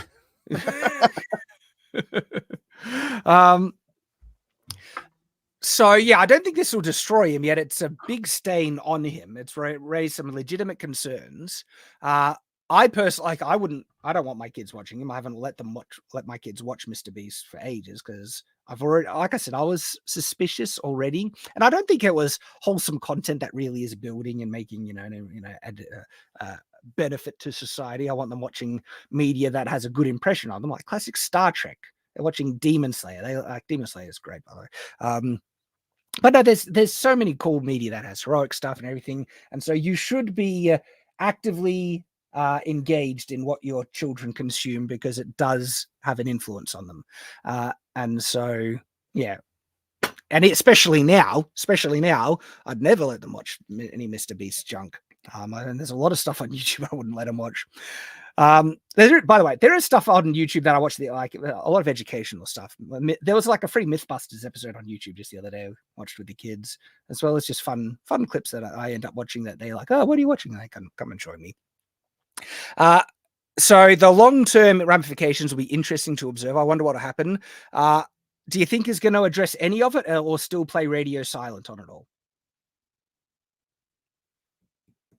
Sorry, you noped out for a second there. Do you reckon Mr. Beast is going to address any of this controversy going forward, or is he going to play radio silent? Because here's the thing: he is actively deleting videos and editing videos to hide any of the bad behavior. So there's Mr. Beast 3. He has another channel where a lot of the live streams giveaways were done, which has the questionable encouragement gambling side of stuff. All the content is being unlisted on that channel. And then past videos with, like, he can't get rid of all the videos where Chris Tyson is in, but Chris Tyson, one of the there's heaps of problematic stuff about this guy, but one of the other problematic things he's done is his open support to basically a CP artist who has an unfortunate similar name to myself. Have you heard of that guy? Gentlemen, have you heard of the artist in question? Well, anyway, Chris Tyson has not only promoted his work, he had a poster of that artist's work on a wall that appears in multiple Mr. Beast videos. Nearly every video where that piece of artwork appears is being edited out, deleted, and the videos are being edited behind the scenes. So it looks like there's a lot of cover up, scrubbing the past kind of thing to hide any wrongdoing rather than actually addressing it honestly, which is another bit of criticism that is being thrown to him. Yeah, I do wonder if he's even going to bother trying to come back. If he's cleaning up his channel, trying to get rid of any evidence, but maintaining the stuff that's on there, he's got a lot of evergreen content. Right, as long as he can. I mean, he doesn't even have to produce anything else. I mean, literally, as long as he didn't throw all of his money away. I mean, when you're the #1 guy on YouTube, that's a lot of money every month. Ben C says Mr. Beast should never address it. He has to keep the positivity train rolling. Once he talks about the channel's problems, it stops that train, and some people will get off it. Yeah, that very well might be. He's going to try to stick to the fans that have no idea what's going on. I think so. Yeah, that's kind of what happens. His best strategy is like this: just don't never ever address it. That's what seems to be what a strategy is delete all the comments mentioning it, cover it up, and never ever mention it. Don't address it at all, and then it'll go away. Well, this is the thing. I think that will be his strategy. I think partly that will possibly amplify it by people calling him out on it, but probably not as much. I don't know, because one thing that he might be doing by trying to hide it is inadvertently Streisand affecting it.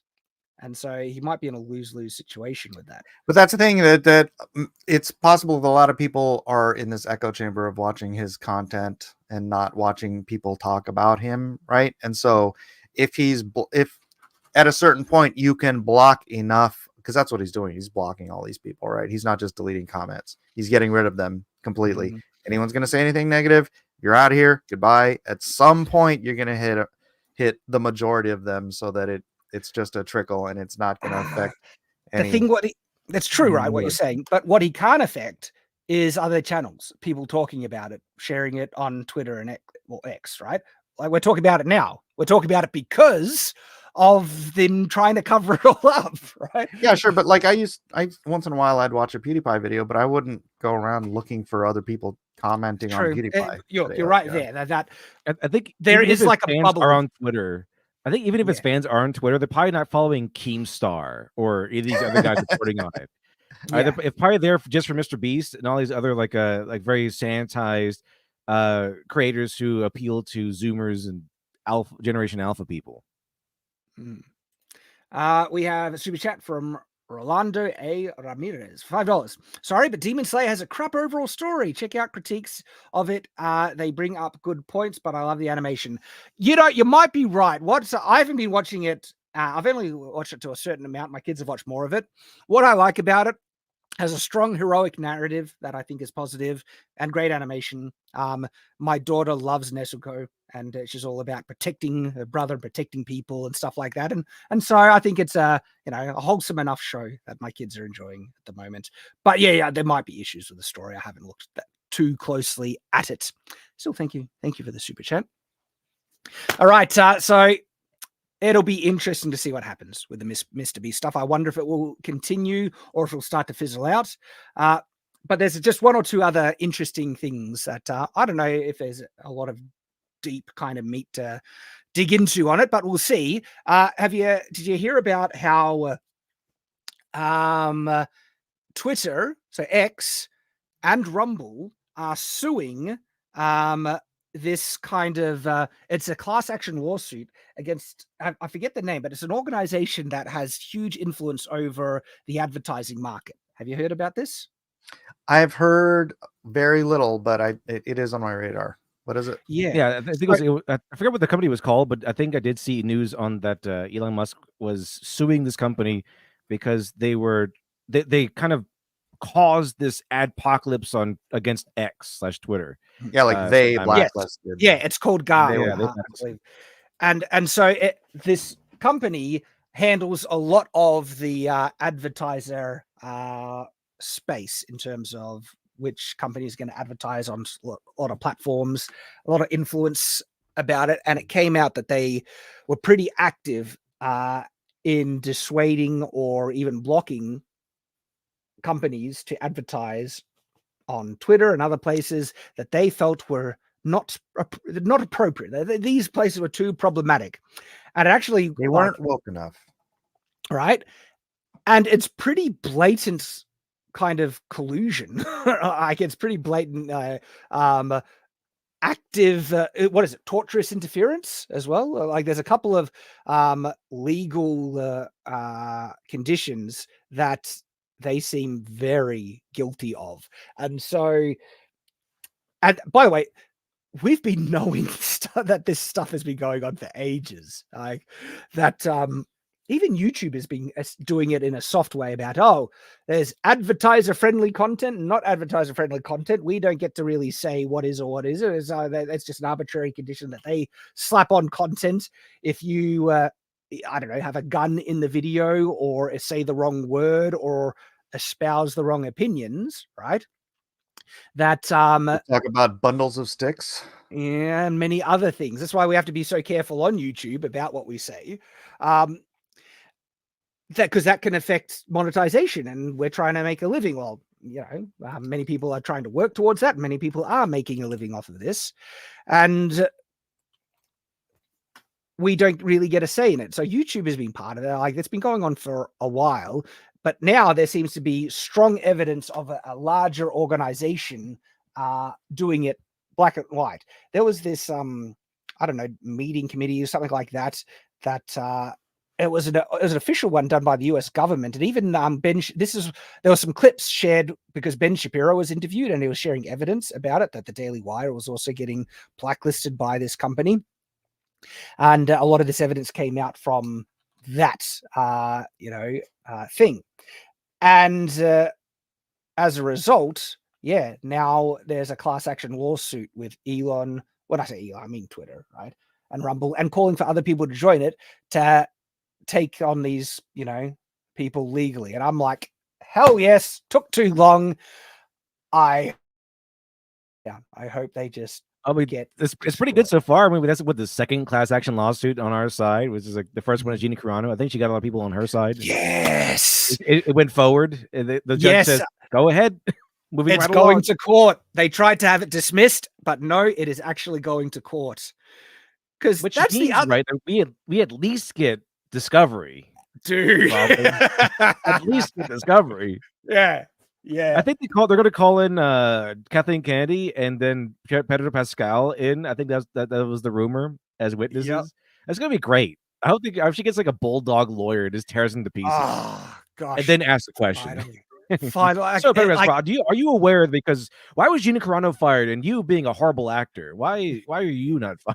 Or something like that. It'd be kind of hilarious. But no, you know why they're bringing Pedro Pascal? Because he's made as inflammatory tweets, right? Even worse. Supporting way worse, right? Supporting the leftist narrative, woke agenda, and stuff like that. And he wasn't fired. But Gina Carano, and her tweet that she was fired for was an expression of "we need to get along." Essentially, she was comparing it to don't demonize your neighbors. I want to see the internal Disney email list. Well, here's the thing. Do you think Disney will let that happen, or will they try and settle now? Offer a massive. Well, they have to agree to settle. Yeah, I hope Gina won't agree to it and just I think Disney will try. I think Disney will try and settle with a big. Then again, Disney might Hillary Clinton their emails. Right. I wouldn't put it past them. We lost our whole server farm. I don't know what happened. Right. Because it just fell in a vat of acid. I don't know how that could happen.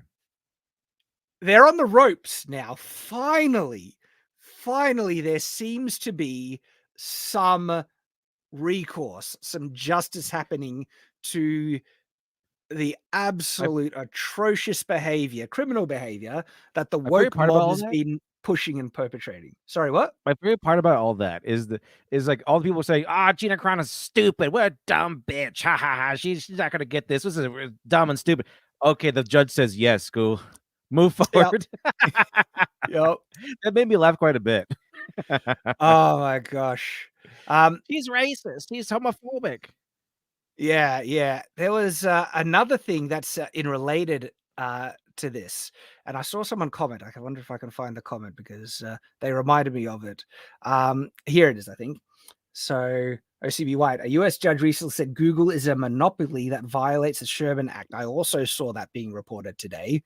That there is a more official statement on Google being a monopoly, and I'm like, yes, because they are. They flipping are, right?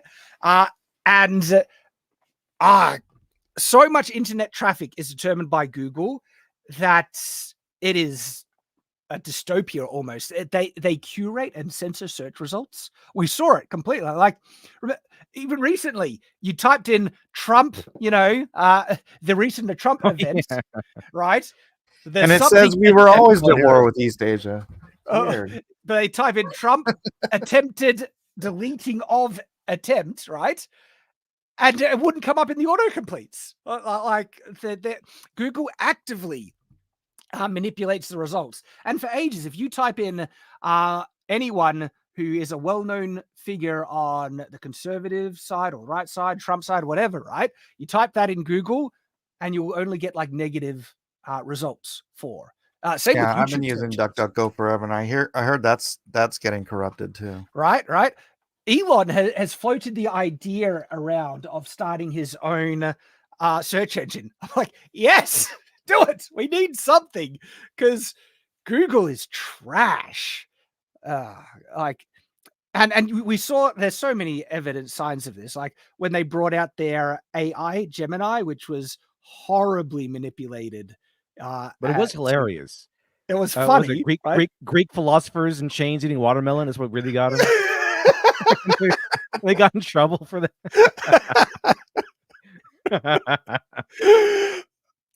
Oh my gosh! That was really good.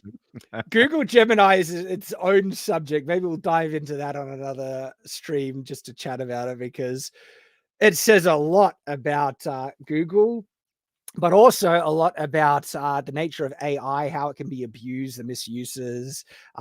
because there are positive signs for AI, but there are bad signs about AI as well. And that was one of the big warning signs about AI, that how it can be misused if it's kept in, like, if it's not open source and only corporations get to manipulate it. That's an issue. That's a big issue. And that was a sign of exactly that, a corporation corrupting and actively building in bias into that AI. And it showed how racist they were as well, just on the face of it. Oh my gosh. It just refuses to make white people. OpenAI is just as bad, though. They've been going bad, yeah. It's been bad forever, dude. Yeah. OpenAI is terrible. Stability diffusion has been good for a while. There's been some concerns about where stable diffusion, are going. And though what's interesting, a group of people that used to work for Stable Diffusion have branched off and started their own company and recently released a new AI image generating model that is one of the best. It might compete with Midjourney. It's really, really good. And people are already talking about it. And it's released as open source already. And so there might be competition and and there's also some other positives. Like there was a large language model released by Meta of all companies, right? But it's released open source, which is nuts. The fact that some of these AI models are being released open source is great, right? That's how you keep it free and free from the bias, and people are empowered to utilize it to get the best benefits out of it. Well, did you hear the whole thing with the Facebook bias, where they would also like trying to shut down Trump, and like kind of like they would have a strong bias against Trump and Facebook, but apparently Trump himself said that Zuckerberg called him and apologized. Yeah, right. Like that's weird.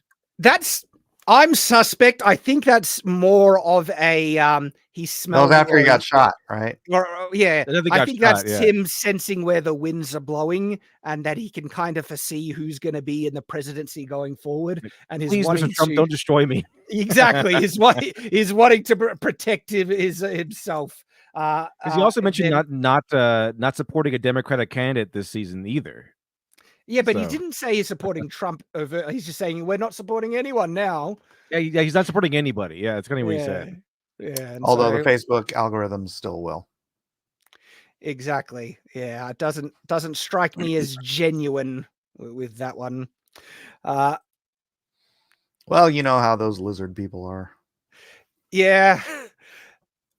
It's interesting though. All these kind of related stories: Gina Carano lawsuit, the class action suit against the advertising company, and Google being classed as a monopoly. Each one of those are kind of related in the sense that are the winds shifting finally? Is the course finally being corrected a little bit? Is the Overton window shifting back? Is the insanity in some measures being pushed back or reduced? And I'm hesitant to say reduced, because I think there are as many activists and woke like people as there were before, right? Yeah, but I think the general audience is seeing how I think the normies they are getting. I think the normies are waking up and they're being more exposed, and that's encouraging. Yeah, and everybody sees it. Even leftist, left-leaning people who have been shoved over to the right just out of how insane the left has gotten.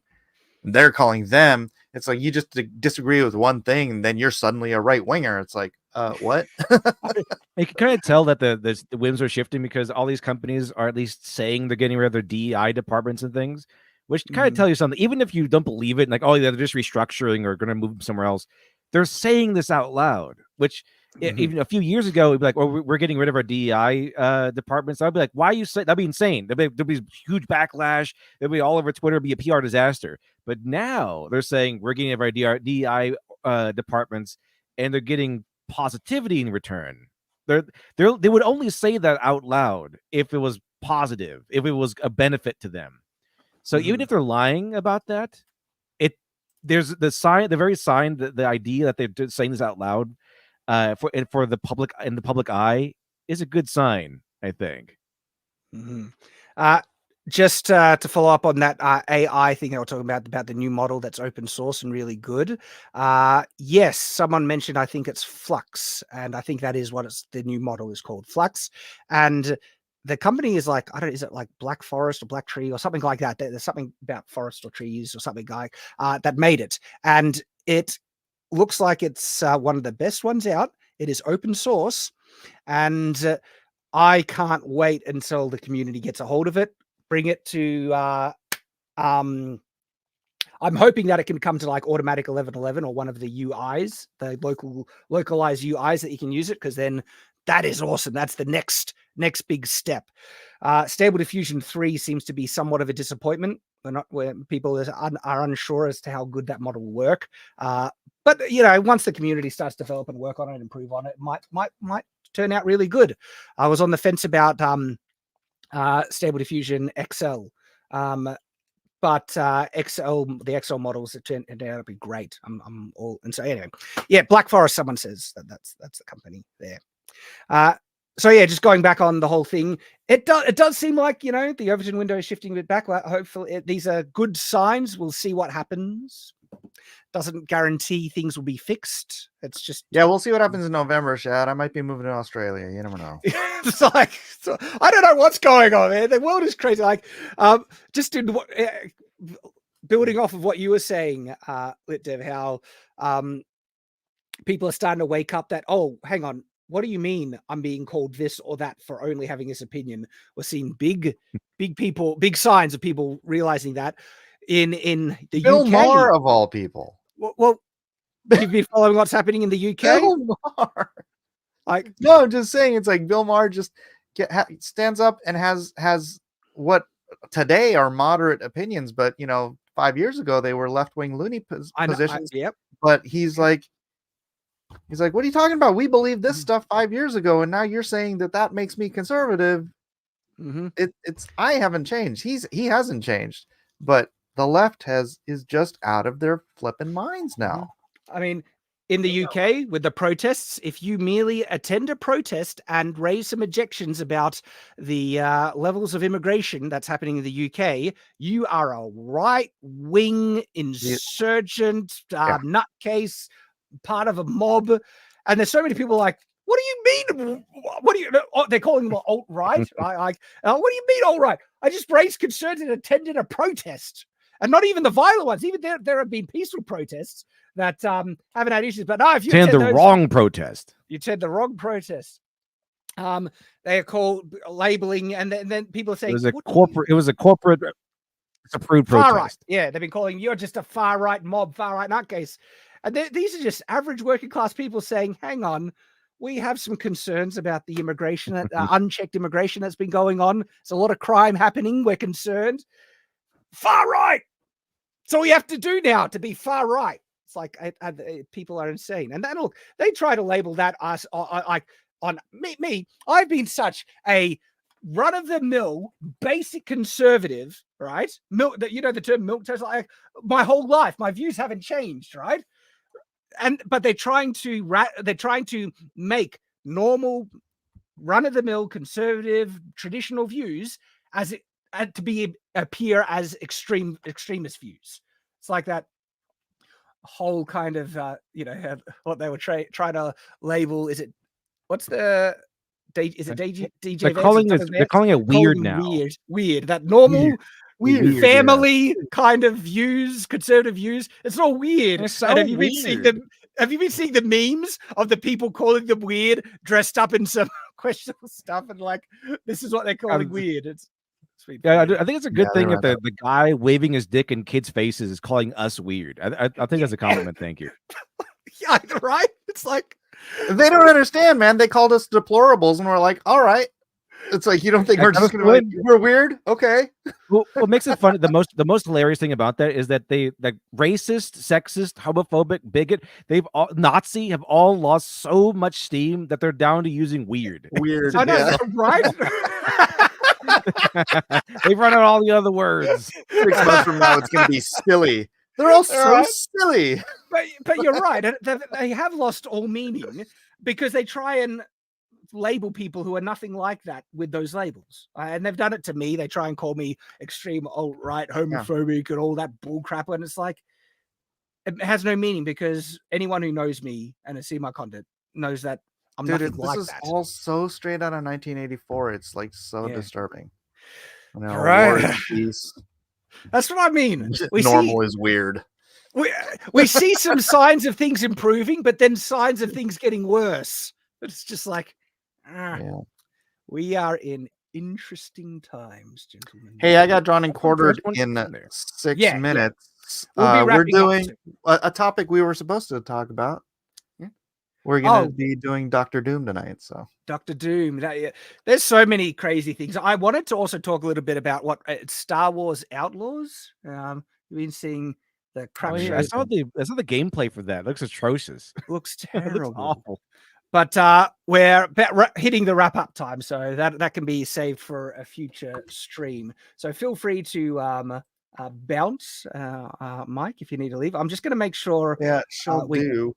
We got all the super chats. I think we covered them as they came in, but I'm going to double check. Just so. All right, I'm going to put one more sub to Mike. If you guys want to go watch a bunch of professional comic book artists draw for a couple hours after this show is over, jump on over. And don't undersell yourself. When Mike says professional comic book artist, like serious, Mike is one of the best, and you get some incredible artists doing stuff, and they draw some amazing things. Well, thank you. Yeah, Injustice. I did those books right there on Shad's shelf. Oh, yeah. Oh, yeah, these ones. Yep. So, and I finished the second one. We're getting it colored. We're trying to. We're trying to. We are. Yeah. All right. Thanks, everybody. All right, Mike. Sub to my channel. Go to the, what do you call it? Give, send, go if you want to support the wordless Bible. God bless us, everyone. We'll see you guys later. See you, mate. All right. So just catching up on any of the super chats. I might accidentally reread one that I did, but I can't remember. But I'm just going to. But I think I missed this one. Like Blake Barrett for $2 says AI is a fancy term. First of all, it has 2 letters. That does kind of make it fancy, doesn't it?